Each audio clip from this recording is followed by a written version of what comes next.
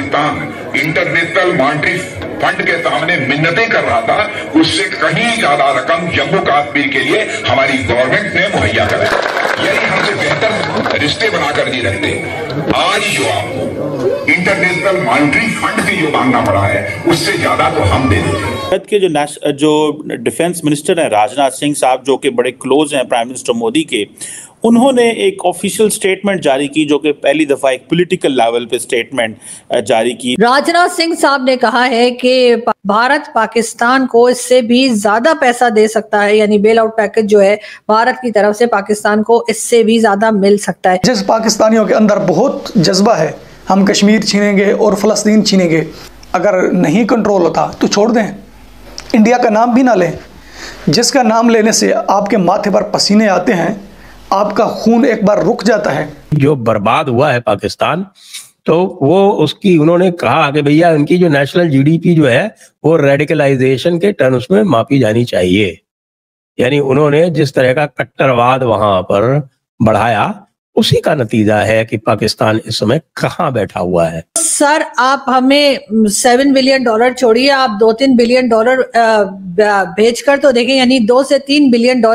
आप एक बार पाकिस्तान को देकर तो देखिए। मतलब हम तो किसी को क्या, हम तो किसी चींटी, कौवे, कबूतर किसी को भी नहीं आने देंगे। जिस दिन इंडिया तीसरी बड़ी इकोनॉमी बन जाएगा, उसके बाद इंडिया अनस्टॉपेबल है, क्योंकि उसके बाद है ना डीप स्टेट भी इंडिया के ऊपर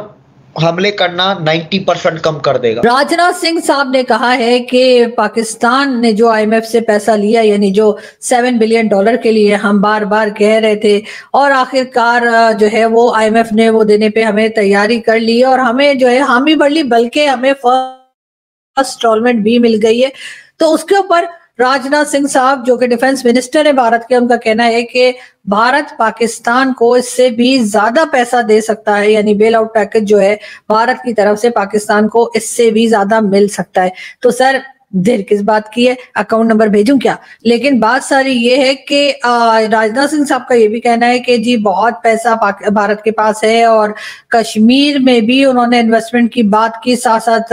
राजनाथ सिंह साहब का ये भी कहना था कि जी जाहिर है कि कोई भी अपने नेबर्स जो है वो नहीं बदले जा सकते। ये बात भी बिल्कुल ठीक है, और ये बात तो हम कब से कह रहे हैं कि ना तो भारत अपनी जमीन उठाकर कहीं यूरोप में या अमेरिका ले जा सकता है, और ना ही पाकिस्तान ले जा सकता है। मेरा ख्याल है कि जब से मैंने भारत और पाकिस्तान के ऊपर बात करनी शुरू की है या शोज करने स्टार्ट किए हैं, पहले इंडियन मिनिस्टर हैं राजनाथ सिंह साहब जिन्होंने कोई ढंग की बात की है। जी हाँ, जिन्होंने ये कहा कि जी पाकिस्तान को भारत जो है वो IMF से भी ज्यादा पैसा दे सकता है, और जाहिर है कि देना भी चाहिए, इसलिए कि जाहिर है पड़ोसी का हक पहले होता है। तो राजनाथ सिंह साहब ने बहुत अच्छी बात की, और मेरा ख्याल है कि पाकिस्तान की गवर्नमेंट को फौरी तौर पे अकाउंट नंबर भेज देना चाहिए, और अगर नहीं भेजते तो मेरा भेज दीजिए, वो पैसा मुझे आ जाएगा और मैं फिर दे ही दूंगी गवर्नमेंट को थोड़े बहुत। लेकिन बात सारी ये कि राजनाथ सिंह साहब ने ऐसा क्यों कहा, यकीनन वो ये सोचते हैं कि वही सारी शर्तें होंगी, वही सारी कंडीशंस होंगी जो भारत हमेशा से कहता रहा है कि जी हमारे यहाँ से जो है वो जो क्रॉस बॉर्डर टेररिज्म है उसके ऊपर उन्होंने बात की होगी। उसके बाद उन्होंने ये कहा कि जी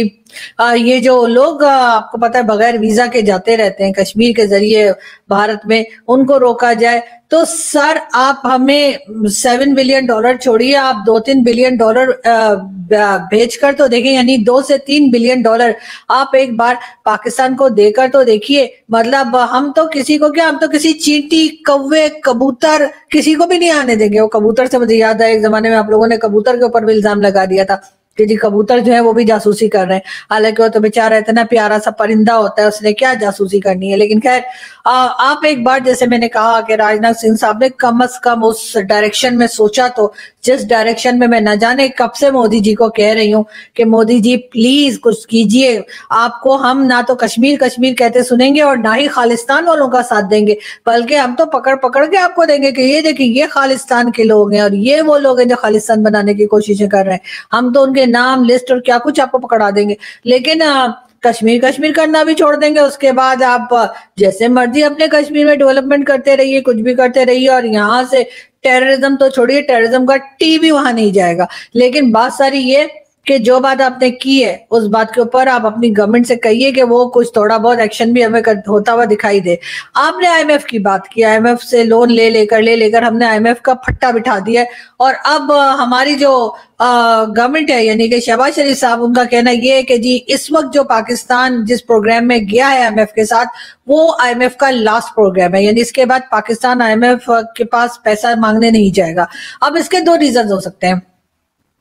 یا تو آئی ایم ایف اپنا آفس بند کر رہا ہے, یا پھر آئی ایم ایف نے پاکستان سے کہہ دیا ہے کہ ہمیں معاف کر دو, ہمارے پاس اور پیسہ نہیں ہے تمہیں دینے کے لیے, آئندہ مت آنا. اور انہوں نے باہر بورڈ پہ ہمارے لیڈرز کی اور ہمارے لوگوں کی پکچرز لگا دی ہیں, کہ فوٹوز لگا دی ہیں, اور کہہ دیا ہے کہ ان میں سے کوئی اندر گزرنے نہ پائے. شاید اس وجہ سے شہباز شریف صاحب نے کہا ہے کہ آگے سے پیسہ ملنا تو ہے نہیں, تو پہلے ہی اناؤنس کر دیتے ہیں نا کہ ہم تو پیسہ مانگ ہی نہیں رہے, ہمارا تو یہ لاسٹ پروگرام ہے. تو اس میں اگر آئی ایم ایف والے یہ کہہ بھی دیں کہ ہم نہیں دیں گے, تو اس سے ہوگا یہ کہ ہماری تھوڑی سی عزت رہ جائے گی, ہمیں ایسا لگے گا کہ جی ہم تو پہلے ہی نہیں لے رہے تھے, ہمیں کیا ضرورت پڑی ہے. لیکن سنا آئی ایم ایف کی حالت بھی خراب ہو گئی ہمیں پیسہ دے کے, اسی طرح سے جس طرح چائنا کی ہوئی ہے. مجھے لگتا ہے راجناتھ سنگھ صاحب نے جو یہ ڈیسیجن لیا ہے, یا انہوں نے جو یہ بات کی ہے کہ پاکستان کو آئی ایم ایف سے بھی زیادہ بیل آؤٹ پیکج جو ہے وہ بھارت دے سکتا ہے, اور اس کی مین ریزن یہی ہے کہ ایک تو ظاہر ہے کہ وہ ہم سے تنگ آ گئے, یعنی ہم ہر وقت روتے رہتے ہیں ہمارے پاس کھانے کو نہیں ہے, ہمارے پاس بجلی کا بل دینے کے پیسے نہیں ہے, ہمارے پاس یہ نہیں ہے, ہمارے پاس وہ نہیں ہے. تو آپ سوچئے آپ اپنے گھر میں رہ رہے ہیں اور آپ کا پڑوسی جو ہے وہ اونچی آوازوں میں جو ہے وہ روئی چلا جا رہا ہے اور کچھ نہ کچھ مانگی جا رہا ہے, کبھی کہہ رہا ہے کھانے کو نہیں ہے, کبھی کہہ رہا ہے میڈیسن دے دو, کبھی کہہ رہا ہے پیسہ دے دو, کبھی کچھ کہہ رہا ہے. تو آپ آخر تنگ آ کے اس کو چپ کرانے کے لیے کچھ نہ کچھ دے دیتے ہیں. ہو سکتا ہے راجناتھ سنگھ صاحب تک ہماری یہ رونا پیٹنا پہنچ رہا ہو تو اس لیے انہوں نے یہ بات کی ہو, لیکن اس کے علاوہ بھی کوئی ریزن ہو سکتا ہے. دیکھیے بڑی سیریس کرائسس ہے یہ, ملٹی فیسٹڈ کرائسس ہے, یہ ایک ایشو ہی نہیں ہے, پولیٹیکل سسٹم کی بھی ہے, اکانومی کی بھی ہے, اس میں بڑی ڈائنامک قسم کی لیڈرشپ کی ضرورت ہے. آپ کبھی چائنا کے پاس بھاگتے ہیں, کبھی سعودی عربیہ کے پاس بھاگتے ہیں, امریکہ تو اب آپ کو بیل آؤٹ کرنے کے تیار نہیں ہے. تو آپ کی آپشنز دن بدن ڈیمینش ہو رہی ہیں, اور آپ نے کوئی ایسے اقدامات نہیں کیے جس کی وجہ سے آپ یہ جو آپشنز ہیں ان کو بڑھائیں, یا یہ جو ڈیٹ ہے اس کو آپ کم کریں کسی طریقے کے ساتھ. تو انفارچونیٹلی وہ طریقہ ابھی تک کوئی اپنا نہیں رہا ہے. Therefore مجھے اگر آپ پوچھیں گے کہ جی 2 سال میں 3 سال میں کیا ہوگا, میں I'll have difficulty telling you because economic revival تو ابھی سوچ بھی نہیں کوئی سکتا, ابھی تو بلیڈنگ روکنے کی کوشش ہوگی. ریوائول نہیں ہوگی تو پاورٹی اس وقت تک بڑھتی جائے گی, بے روزگاری بڑھے گی, کرمنالٹی بڑھے گی, اور سب لوگ ملک کو چھوڑ کے نکلنا چاہیں گے. تو آپ سوچ ہی لیجئے کہ یہ تو اگلے 3-4 سال کی بات ہے, آپ تو پوچھ رہے ہیں مجھے 25 سال کے بعد کیا ہوگا. اگر آپ سیاست کی بات کریں, آپ معاشرت کی بات کریں, معاشی حالات کی بات کریں, اپنی سوسائٹی کی بات کریں, پولرائزیشن کی بات کریں, یوتھ کی بات کریں, آپ کسی ایک اینگل سے پاکستان کو دیکھیں, کوئی بھی کل اس وقت سیدھی نظر نہیں آ رہی, سوائے امید کے کہ ایک دن ایسا آئے گا کہ یہ ہم سارے اس کشتی کو واقعی پار لے کے چلے جائیں گے.